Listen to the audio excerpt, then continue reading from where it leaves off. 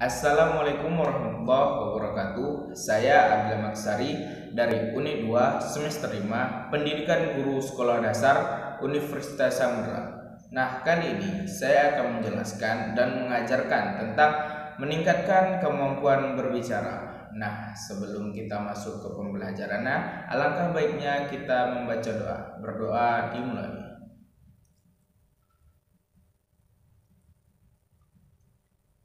Berdoa selesai. Nah, apa kabarnya semua hari ini?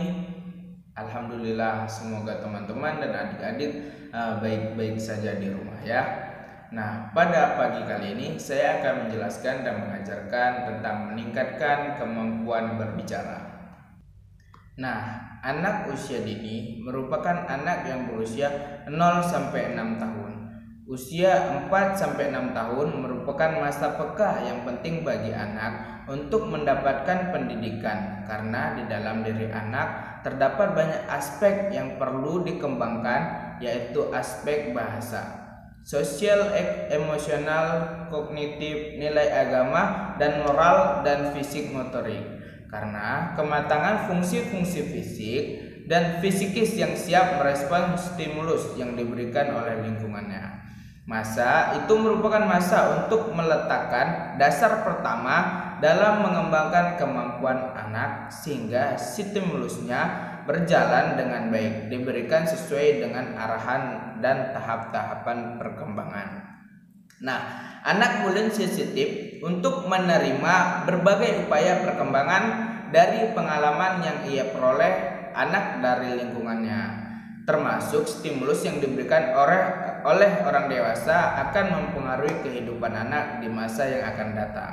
Oleh karena itu, diperlukan upaya yang mampu memfasilitasi anak-anak dalam masa untuk kembangnya berupa pendidikan dan pembelajaran sesuai dengan usia, kebutuhan, dan minat anak. Nah, langsung saja saya akan menjelaskan tentang cara meningkatkan kemampuan berbicara anak. Nah, apakah sudah tahu apa yang dimaksud dengan berbicara? Nah, saya akan menjelaskan. Berbicara dapat diartikan sebagai suatu penyampaian maksud, ide, pikiran, isi hati seseorang terhadap orang lainnya dengan menggunakan bahasa lisan dengan tujuan agar orang lain yang disampaikan akan dengan lebih mudah menerima atau mencerna apa yang disampaikan, apa yang diucapkan oleh si pembicara. Proses berkomunikasi menggunakan suara yang dihasilkan oleh alat suara yang dimiliki manusia, yaitu di dalamnya menyampaikan maksud ke tempat yang lain, yaitu orang yang sedang mendengarkan atau sedang diajaknya berbicara. Nah, senada dengan itu, Saleh Abbas berpendapat bahwa berbicara merupakan alat berkomunikasi antara dua individu atau lebih, yang mana untuk mengungkapkan sesuatu dan mentransfer berbagai pembicaraan atau hal-hal baru yang akan disampaikan dan diutarakan oleh si pembicara tersebut kepada si pendengar. Nah, berbicara juga dapat merupakan kegiatan yang efektif karena dengan kemampuan berbicara juga memerlukan artikulasi, keterampilan mental motorik. Artinya, jika anak mengalami gangguan dalam mental motorik, maka artikulasi pembicaraannya juga akan buruk. Nah, oleh karena itu, berbicara tidak hanya melibatkan suara, juga melibatkan mental dengan bunyi yang dihasilkannya. Berbicara juga merupakan kegiatan yang efektif karena kemampuan berbicara juga memerlukan artikulasi, keterampilan mental motorik. Artinya, jika anak mengalami gangguan dalam mental motoriknya, maka ia akan tidak bisa atau tidak lancar berbicara. Karena dalam kegiatan berbicara tidak hanya melibatkan suara, tetapi juga mempunyai aspek sosial emosional, yaitu mental, yang mana jika ia memiliki atau kekurangan mental, ia akan tidak bisa berbicara dengan baik atau terbata-bata.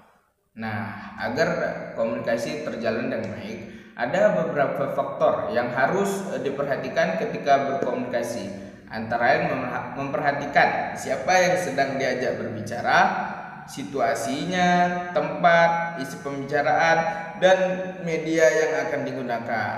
Media yang digunakan untuk anak biasanya taman kanak-kanak tertentu, yaitu hal-hal yang menarik, hal-hal yang mengajak minat mereka agar ingin berbicara. Ada beberapa tahapan dengan kemampuan berbicara anak, seperti contohnya di anak usia 5 tahun biasanya menggunakan kosakata yang terdiri dari 5.000 sampai 8.000 kata. Nah, kedua yaitu sering memainkan kata-kata, misalnya dalam percakapan dengan teman-temannya menggunakan kata-kata yang sering dia gunakan. Nah, yang ketiga, ada kalanya masih mengalami kendala dalam fenomen mengucap, misalnya ia kalau bahasa kita celat atau tidak bisa mengeluarkan atau menggunakan kata L dan kata R dengan baik. Nah, yang keempat, dapat menggunakan kalimat lengkap dan lebih kompleks. Misalnya ketika kemarin saya pergi belanja ke pasar dengan ibu untuk membeli keperluan memasak ayam goreng. Nah, yang kelima, tidak terlalu sering menyela dan mau mendengar pembicaraan orang lain jika informasi baru dan dapat menarik bagi anak. Nah, itulah apabila anak mendengar kata-kata baru atau ucapan baru, dia akan dengan lebih mudah memahami dan mencerna apa yang kita ucapkan.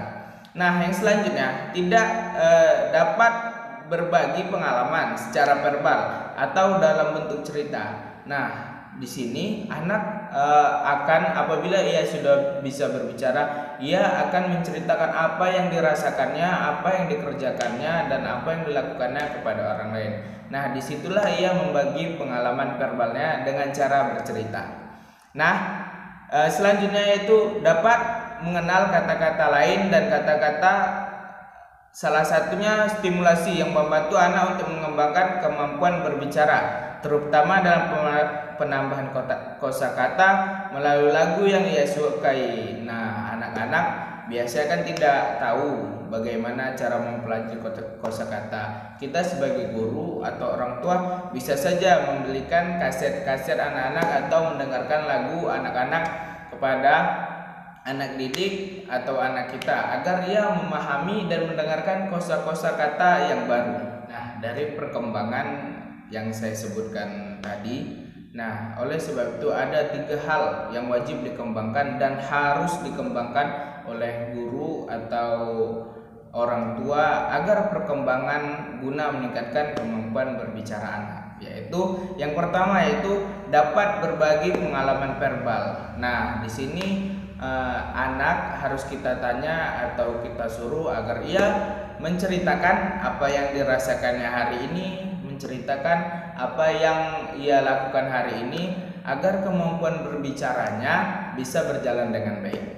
Nah, dapat menggunakan kalimat lebih lengkap, seperti contohnya saya menemani ibu saya ke pasar untuk membeli peralatan dapur. Nah, itu bahasa yang lengkap. Nah, yang selanjutnya yaitu mampu menceritakan isi kembali yang disampaikan oleh gurunya atau yang disampaikan oleh temannya. Nah, di sini juga pengalaman verbal yaitu dia kembali menceritakan apa yang ia rasakan dan apa yang ia lakukan pada hari itu juga. Nah, selanjutnya, apa sih tujuan dari berkembangnya bicara anak? Nah, tujuan dari berkembangnya pembicaraan atau cara bicara anak yaitu untuk menghasilkan bunyi verbal. Kemampuan berbicara anak akan meningkat ketika ada dan dapat mengartikan kata-kata baru dan menggabungkan kata-kata serta memberikan pernyataan dan persyaratan tentang sesuatu hal, misalnya suatu benda atau peristiwa yang dilihat oleh anak. Nah, di sini anak berkeinginan apabila dia melihat sesuatu baru atau suatu hal baru dan ia akan menanyakan orang tuanya apakah itu. Nah, dengan memberitahunya kita bisa mengajarkannya dan bisa memberitahu dia apa yang terjadi dan akan menambah kosakatanya. Perkembangan anak meningkat juga tidak terlepas ada stimulus yang diberikan oleh guru dan orang tua dengan variasi pembelajaran di dalam kelas atau variasi juga kita sebagai orang tua mengajarinya di rumah. Nah, pembelajaran yang bertujuan untuk menstimulus kemampuan anak dalam cara pembelajaran dan cara ia mengucapkannya. Saya akan menjelaskan tentang tahap-tahap perkembangan cara berbicara anak. Nah, yang pertama yaitu tahap eksternal, yang mana kali ini terjadi karena sumber berpikir berasal dari luar diri anak-anak, biasa berasal dari orang dewasa, semisalnya guru dan orang tuanya, yang mana memberikan informasi. Dalam tahapan ini, guru melakukan kegiatan tanya jawab dengan para muridnya, dan murid di sini akan menjawab apa pertanyaan yang diberikan oleh gurunya dan bercerita apa yang dirasakannya. Nah, selanjutnya yaitu tahap kedua adalah tahap egosentris, yaitu anak berbicara sesuai dengan pikirannya dan sesuai dengan apa yang ia pikirkan. Dalam tahap egosentris ini ialah guru memberikan arahan kepada murid untuk saling bercerita dengan teman sebangku atau teman sekelasnya, dan nantinya akan menceritakan kembali di depan kelas apa yang mereka ceritakan tadi. Tahap selanjutnya yaitu tahap ketiga, tahap berbicara internal, yaitu anak telah memiliki penghayatan sepenuhnya.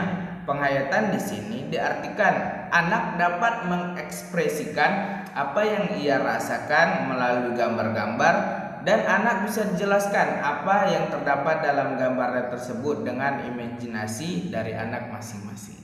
Nah, agar tahap-tahap perkembangan cara belajar anak bisa berjalan dan terjalan dengan baik, kita sebagai guru harus ada menyiapkan media atau alat bagi anak yang menarik bagi anak.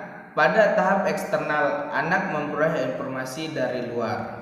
Nah, pada tahap pertama yaitu tahap eksternal, upaya yang bisa kita lakukan sebagai guru yaitu melakukan kegiatan tanya jawab yang disertai dengan kegiatan guru bercerita terlebih dahulu tentang pengalamannya di depan murid agar anak-anak tidak bosan.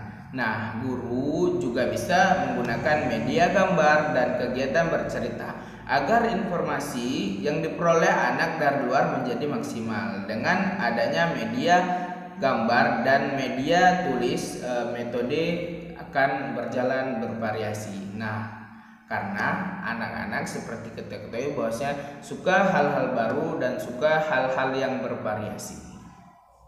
Nah, cara meningkatkan tahap yang kedua yaitu egosentris, anak berbicara sesuai dengan pikiran dan sesuai dengan apa yang dipikirkannya. Maka upaya yang bisa lakukan untuk pengoptimalan pada tahapan egosentris ini adalah memberikan kesempatan kepada anak untuk menceritakan pengalamannya pribadi kepada temannya masing-masing, dan nanti kita sebagai guru akan menyuruh dia atau memberi dia waktu untuk bercerita apa yang diceritakan bersama temannya tadi di depan kelas. Dan pada tahap ketiga yaitu adanya penghayatan kembali kepada murid. Nah, pada kegiatan internal dapat dikembangkan dengan cara memberikan kesempatan kepada anak untuk mengekspresikan kemampuan bicara melalui gambar-gambar. Melalui kegiatan menggambar, anak akan dapat melakukan penghayatan dengan cara mampu menceritakan apa yang ia alami dan ia rasakan melalui gambar dan lukisannya. Nah, di sini anak dibebaskan melukis apa saja dan hal apa saja yang mereka lalui pada hari itu.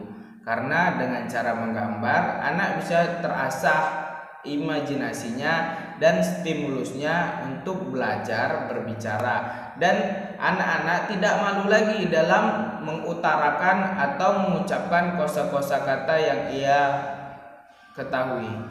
Nah, perlu juga sama-sama kita ketahui ada beberapa faktor yang dapat mempengaruhi cara belajar atau tahapan-tahapan pembelajaran anak, yaitu yang pertama kondisi jasmani dan kemampuan motoriknya yang tidak terganggu. Nah, yang kedua yaitu kesehatan umum, yang ketiga yaitu kecerdasan, yang keempat sikap lingkungannya, yang kelima faktor sosial ekonomi, yang keenam yaitu jenis kelamin, yang ketujuh yaitu kedewasaan, dan ke-8 yaitu neurologi. Nah, kali ini saya akan menjelaskan satu persatu faktor-faktor yang mempengaruhi cara berbicara anak. Nah, yang pertama saya akan menjelaskan tentang kondisi jasmani dan kemampuan motorik, yaitu seorang anak yang mempunyai kondisi fisik sehat dan mempunyai gerakan yang lincah. Anak yang selalu lincah dalam gerak pasti ingin selalu tahu benda-benda yang ada sekitarnya, apalagi benda tersebut menarik perhatian anak. Nah, benda-benda tersebut dapat diartikan menjadi sebuah pengertian dan kemudian dalam bentuk bahasa yang di dalamnya ada kemampuan untuk berbicara dengan mengartikan benda-benda yang ada sekitarnya secara lisan. Nah, selanjutnya yaitu kesehatan umum, yaitu anak yang berada di lingkungan yang sehat, terutama sehat jasmani, maka semua aspek yang ada pada anak, yaitu aspek fisik, motorik, kognitif, bahasa, dan sosial emosi dapat dengan lebih mudah dikembangkan. Salah satu aspek yang penting dan perlu dikembangkan yaitu aspek berbicara, karena bahasa merupakan alat untuk berinteraksi dengan orang lain. Selanjutnya yaitu kecerdasan. Kecerdasan pada anak yang dimaksud di sini yaitu intelektual anak yang mempunyai integrasi tinggi akan mampu berbicara lebih awal dibandingkan dengan anak yang mempunyai integrasi rendah, akan terlambat dalam kemampuan berbicara. Nah, hal ini menunjukkan bahwa kecerdasan atau integrasi berpengaruh terhadap kemampuan berbicara anak. Nah, selanjutnya yaitu sikap lingkungan, yaitu proses pemulihan bahasa anak diawali dengan kemampuan mendengar, kemudian meniru suara yang ia dengar dari lingkungannya. Oleh karena itu, keluarga sebagai tempat pertama anak mengalami pendidikan harus memberikan kesempatan kepada anak untuk belajar berbicara melalui pengalaman yang pernah ia dengar oleh anak. Lingkungan lain yang dapat mempengaruhi perkembangan bicara anak ialah lingkungan sekitarnya. Nah, yang mana ia mendengarkan dan meresapi hal-hal apa saja dan kata-kata apa saja yang ia dengar dalam lingkungannya sehari-hari. Selanjutnya yaitu sosial ekonomi, yaitu kondisi sosial dapat mempengaruhi perkembangan anak. Hal ini dikarenakan kondisi sosial ekonomi seseorang memberikan dampak terhadap hal-hal yang berkaitan dengan berbicara, misalnya pengaruh dan pendidikan orang tuanya. Maka fasilitas di rumah dan di sekolah, pengetahuan orang tua, pergaulan dan makanan. Makanan yang bergizi memberikan pengaruh positif terhadap anak untuk perkembangan sel-sel otaknya. Selain itu, pengaruh dari pendidikan yang tinggi dari pihak orang tua dapat mempengaruhi proses belajar berbicara secara bebas dan terarah. Semua itu dapat memberikan pengaruh positif pengembangan kemampuan berbicara anak. Selanjutnya itu kedwibahasaan, yaitu kedwibahasaan atau bilinguas adalah kondisi di mana anak berada di lingkungan orang yang menggunakan dua bahasa atau lebih. Nah, kondisi seperti ini dapat mempengaruhi cara kembang bicara anak atau cara perkembangan bicara anak. Meskipun ada anggapan bahwa anak usia dini dapat belajar bahasa yang berbeda dengan lebih baik. Namun, jika di dalam penggunaan bersamaan bahasa yang digunakan, maka itu dapat mempengaruhi perkembangan bicara anak, yaitu perkembangan bicara anak terhambat karena ia tidak bisa mencerna dengan baik, karena dua bahasa disatukan dalam kehidupan sehari-hari akan memperlambat cara belajar untuk perkembangan berbicara anak. Nah, dan terakhir yaitu neurologis, yaitu peranan suatu syarat juga mempengaruhi perkembangan bicara pada anak. Anak dapat berkembang cara bicaranya jika otot-otot yang mengatur organ bicara tersebut mempunyai peranan yang sesuai dengan tugas dari masing-masing saraf tersebut. Akan tetapi, jika otot yang mengatur organ bicara tidak sesuai dengan tugas, maka akan mempengaruhi cara bicara anak. Misalnya anak yang cedal juga akan terhambat kemampuan berbicara karena urat sarafnya atau organ sarafnya bicara berkembang dengan tugas apa yang disampaikannya. Nah, mungkin segini saja video saya. Apabila banyak terdapat kekurangan kata atau kesalahan kata, saya mohon maaf. Saya akhiri. Assalamualaikum warahmatullahi wabarakatuh.